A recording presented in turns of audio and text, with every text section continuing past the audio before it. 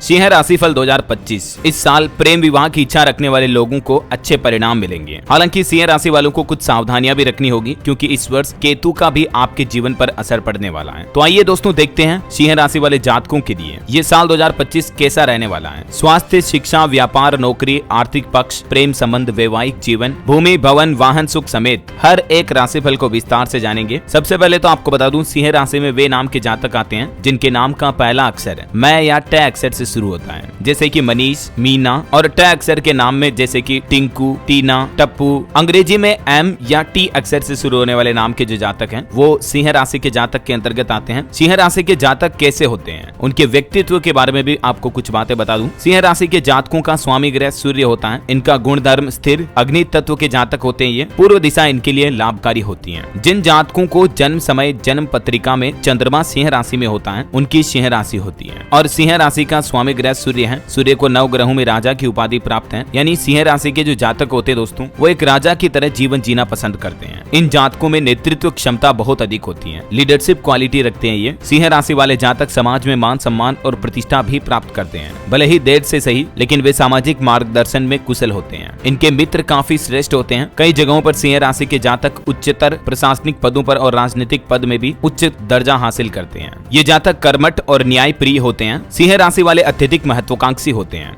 ये अपने जीवन के उच्चतम शिखर पर पहुंचने के लिए उत्सुक रहते हैं। सिंह राशि वालों को रात से ठाट बाट से रहना पसंद होता है। ये जातक प्यार प्रेम में बड़े ही विश्वसनीय यानी लॉयल होते हैं। जिस किसी भी लड़का या लड़की से सिंह राशि के जातक अगर प्यार प्रेम मोहब्बत करते हैं, उनके साथ एक जीवन नहीं बल्कि हजारों जीवन बिताने के लिए आतुर रहते हैं। अपने मित्रों दोस्तों के साथ भी ये कभी विश्वासघात, धोखा या झूठ, छल कपट जैसी घटनाएं नहीं करते हैं। यही वजह है कि सिंह राशि के जातकों को दोस्त भले ही कम ही मिलते हैं, लेकिन इनके दोस्त काफी विश्वसनीय होते हैं। तो ये तो सिंह राशि वाले जातकों की दोस्तों सामान्य बातें हो गई। अब देखते हैं इनका भविष्यफल 2025 कैसा रहने वाला है। दोस्तों इस साल 2025 में सिंह राशि के जातकों के लिए जीवन के कई पहलुओं में बदलाव और सावधानी की आवश्यकता होगी, इसीलिए ध्यान से ये राशिफल देखिएगा। सबसे पहले बात करते हैं शिक्षा के दृष्टिकोण से स्टूडेंट छात्र छात्राओं के लिए ये वर्ष काफी लाभ देने के मामले में रहेगा, क्योंकि बृहस्पति ग्रह की दृष्टि चतुर्थ और छठे भाव पर रहेगी, जो कि उच्च शिक्षा और प्रतियोगिता परीक्षाओं में सफलता दिलाने में सहायक होगी। खास करके मई के बाद बृहस्पति के लाभ भाव में गोचर से पढ़ाई में एकाग्रता और सफलता की संभावना बढ़ेगी। इस साल व्यावसायिक और तकनीकी शिक्षा प्राप्त करने वाले छात्रों के लिए भी समय काफी अच्छा रहेगा। बुध का गोचर आपके ज्ञान और समझ में वृद्धि करेगा, यानी बढ़ोतरी होगी, जिससे कि व्यावसायिक शिक्षा, कानून और विज्ञान के क्षेत्र में पढ़ाई कर रहे विद्यार्थियों को अच्छा लाभ होगा। अगर आपको शिक्षा में कभी कोई अड़चन महसूस होता है तो गुरु और मार्गदर्शकों से मार्गदर्शन लेना आपके लिए शुभ रहेगा। चलिए अब देखते हैं स्वास्थ्य के दृष्टिकोण से सिंह राशि वाले जातकों का वार्षिक राशिफल क्या कहता है। तो दोस्तों स्वास्थ्य के दृष्टिकोण से साल 2025 के अंतर्गत आपको थोड़ा सावधानी भरा रहना पड़ेगा। खास करके मार्च महीने तक शनि सप्तम दृष्टि से प्रथम भाव पर प्रभाव डालेगा, जो कि आलस्य, थकान और मांसपेशियों में दर्द, जोड़ों में दर्द जैसी समस्याओं का कारण बन सकता है। इस दौरान खान पान में गड़बड़ी हो सकती है, जिससे आपको गैस, पेट या अन्य पाचन से जुड़ी दिक्कतें उत्पन्न हो सकती हैं। हालांकि मई के बाद राहु केतु का प्रभाव प्रथम स्थान पर रहेगा, जिससे कि सर दर्द और भ्रम जैसी मानसिक परेशानियां भी बढ़ सकती हैं। तो इन दिनों में भी दोस्तों आपको सावधान रहने की जरूरत है। अच्छी बात यह है कि मई के मध्य के बाद बृहस्पति का पंचम भाव पर प्रभाव रहेगा, जिससे कि आपके स्वास्थ्य में सुधार तो होगा ही, साथ ही आपके शरीर की रोगों से लड़ने की क्षमता में भी बढ़ोतरी होगी। और आप अपने स्वास्थ्य को बेहतर बनाने के लिए सलाह है नियमित योग प्राणायाम करें, एक्सरसाइज करें, मेडिटेशन करें, इससे आपको लाभ मिलेगा। चलिए अब देखते हैं दोस्तों व्यापार कारोबारियों के लिए ये साल 2025 कैसा रहेगा। व्यापार और व्यवसाय के मामले में सिंह राशि वाले जातकों के लिए ये साल मिश्रित परिणाम देने वाला रहेगा। मतलब न तो ज्यादा खराब रहेगा, नहीं कोई बहुत ज्यादा अच्छा रहेगा। साल की शुरुआत से मार्च तक सप्तम भाव में शनि के प्रभाव के चलते आप कड़ी मेहनत के बाद भी सीमित सफलता ही पा सकते हैं। मार्च के बाद शनि का 8वें भाव में गोचर आपके व्यापार के लिए थोड़ा जोखिम भरा रह सकता है, इसलिए इस समय के दौरान किसी भी बड़े निवेश या नए प्रोजेक्ट को शुरू करने से आपको बचना चाहिए। मई के बाद राहु का सप्तम भाव में प्रभाव व्यापार में नई चुनौतियां ला सकता है, जिससे कि आपको अपने व्यापारिक निर्णयों में विशेष सावधानी बरतनी होगी। पुराने संपर्कों और भागीदारों के साथ संबंध बनाए रखें,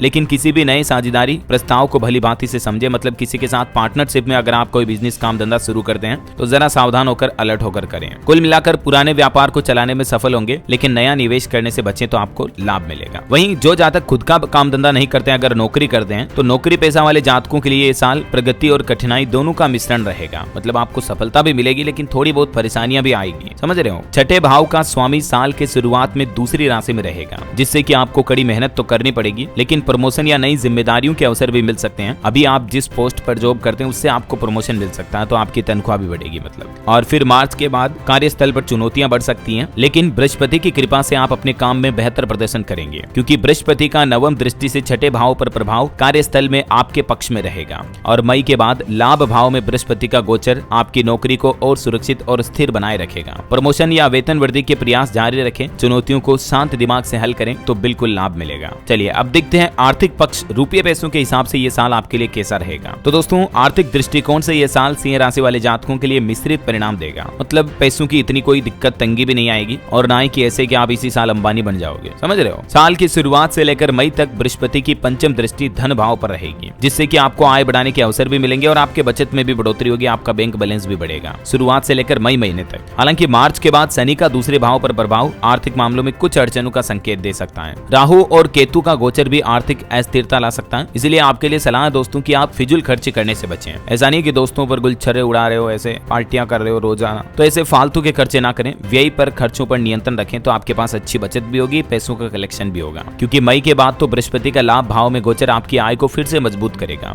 अच्छा, एक सलाह आपको और देना चाहूंगा, निवेश करते समय सोच समझ कर निर्णय लें और सुरक्षित विकल्पों पर ध्यान दें। जहां रिस्क जोखिम कम होता है, ऐसे क्षेत्र में निवेश करना आपके लिए ज्यादा लाभदायक रहेगा। चलिए अब देखते हैं प्रेम संबंधों के हिसाब से, लव लाइफ के हिसाब से आपका ये साल कैसा रहेगा। तो ये साल सामान्य से बेहतर रहेगा। पिछले साल अगर आपके लव रिलेशनशिप खराब रहे हैं तो इस साल आपको अच्छा लाभ मिलेगा, मतलब अच्छे सुधरेंगे आपके रिश्ते। पंचम भाव में स्वामी बृहस्पति के प्रभाव से मई के बाद प्रेम संबंधों में स्थिरता आएगी। जिन लोगों के प्रेम संबंध अगर कार्यस्थल से जुड़े हैं तो उन्हें इस वर्ष कुछ विशेष अनुकूलता मिल सकती है। मतलब अगर आपका लव रिलेशनशिप आपके जॉब सेक्टर में ही है, आपके ऑफिस कार्यालय में आप किसी से प्रेम करते हैं, तो आपका प्रेम परवान चढ़ेगा। हालांकि ध्यान रहे, शनि का 10वीं दृष्टि से प्रेम प्रभाव पर कुछ चुनौतियां भी ला सकता है, खास करके उन लोगों के लिए जो संबंधों को लेकर गंभीर नहीं है। तो जो सच्चे प्रेमी हैं वो तो इस साल अपने संबंधों को और मजबूत बना पाएंगे, और अगर आपने शादी का वादा किया तो शादी की दिशा में भी कदम बढ़ा सकते हैं। नए संबंध बनने की भी संभावना है। जो लोग कुंवारे हैं, जिनके साथ कोई प्रेम रिलेशनशिप नहीं है, तो वो भी इस बार रिलेशनशिप में आ जाएंगे। और प्रेम विवाह करने की इच्छा रखने वाले जातकों के लिए तो ये साल बहुत ही अनुकूल समय रहेगा। लेकिन ध्यान रहे दोस्तों, लड़का लड़की भागे नहीं, बल्कि परिवार वालों को मनाने की कोशिश करें। तो काफी चांसेस है आपके ग्रह नक्षत्र सितारे मजबूत हैं तो आपके परिवार वाले घर वाले भी मान जाएंगे, ठीक है ना। चलिए अब देखते हैं वैवाहिक जीवन कैसा रहेगा। जो कुंवारे जातक हैं उनकी अरेंज मैरिज हो सकती है या नहीं, या जो पहले से ही शादीशुदा है उनके लिए ये साल कैसा रहने वाला है। तो विवाह और वैवाहिक जीवन के हिसाब से भी ये साल मिला जुला रहेगा, क्योंकि मई के बाद राहु का सप्तम भाव में गोचर आपके वैवाहिक संबंधों में तनाव ला सकता है, लेकिन बृहस्पति का सहयोग भी आपकी समस्याओं को जल्दी हल कर लेगा। तो थोड़ा बहुत तो मतलब पति पत्नी के बीच अनबन चलती रहती है, लड़ाई झगड़ा होता है। अच्छा, जो लोग कुंवारे हैं, शादी के इच्छुक हैं, तो उनके लिए मई के बाद समय काफी अनुकूल रहेगा। तो मई के बाद आप शादी का प्रस्ताव दे सकते हैं, चाहे अरेंज मैरिज हो चाहे लव मैरिज हो। कुंवारे जातकों की कुल मिलाकर इस साल शादी होने के भरपूर चांसेस बन रहे हैं। और अगर आप पहले से दाम्पत्य जीवन में हैं तो थोड़ी सलाह है, धैर्य और समझदारी से काम लें और किसी तरह के आलतू फालतू विवाद से बचें। अपने साथी के साथ संवाद बढ़ाएं, बातचीत करें, छोटी मोटी बातों को थोड़ा अनदेखा करें तो लड़ाई झगड़े शांत हो जाते हैं, है ना। चलिए अब देखते हैं पारिवारिक जीवन कैसा रहेगा आपका। दोस्तों, पारिवारिक जीवन में राहु और केतु का प्रभाव दूसरे भाव पर रहेगा, जो कि आपके परिवार के संबंधों में कुछ तनाव ला सकता है। मतलब माँ बेटे, पिता बेटे के बीच थोड़े बहुत लड़ाई झगड़े हो सकते हैं। हालांकि बृहस्पति का भी प्रभाव रहेगा, जिससे परेशानियों का थोड़ा समाधान तो हो जाएगा। बड़े बुजुर्गों की सलाह और परिवार के संबंधों में और सहायक रहेगी, मतलब परिवार के भीतर आपसी समझ बढ़ेगी। तो बड़े बुजुर्गों की बात माने, उनकी राय मशूरा सलाह मशूरा जरूर लें। मार्च के बाद शनि का प्रभाव आपके पारिवारिक जीवन में थोड़ा कमजोर प्रभाव डाल सकता है, लेकिन बृहस्पति का सहयोग तो कुल मिलाकर बना ही रहेगा। तो घर के वातावरण को शांत और सकारात्मक बनाए रखें, जिससे कि पारिवारिक रिश्तों में मधुरता बनी रहेगी। चलिए अब देखते हैं भूमि भवन और वाहन सुख के हिसाब से ये साल कैसा रहेगा। तो दोस्तों, इन मामलों में भी औसत परिणाम देगा, क्योंकि शनि की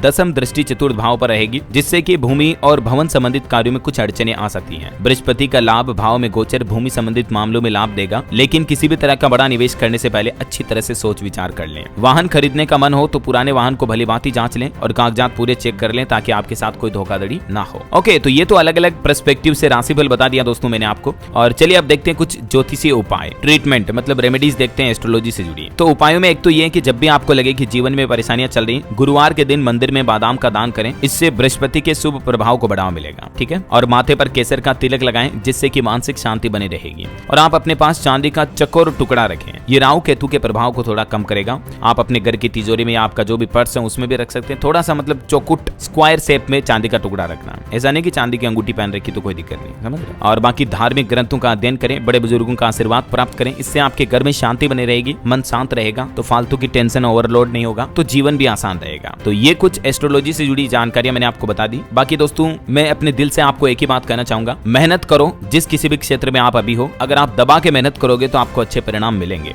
जी जान लगा दो। जिस लक्ष्य को, जिस दृढ़ संकल्प को पाना चाहते हो, जिस टारगेट को पूरा करना चाहते हो, उसमें आप अपनी पूरी एनर्जी लगा दो। 100% अगर आप दोगे तो मैं गारंटी के साथ कह सकता हूँ ईश्वर भी आपको अच्छा परिणाम देगा। गीता में भी श्री कृष्णा ने कहा कि आप कर्म करो, फल की चिंता छोड़ दो। तो सही है, फल की चिंता ईश्वर पर छोड़ दो, आप कर्म करते रहो, आगे बढ़ोगे जरूर। बाकी इस वीडियो को लाइक और शेयर करना, DLS न्यूज चैनल को सब्सक्राइब करके बेल आइकन जरूर दबा देना। रोजाना ऐसी इंफॉर्मेटिव काम की खबरें, महत्वपूर्ण जानकारियां देखते रहने के लिए। जय श्री कृष्णा।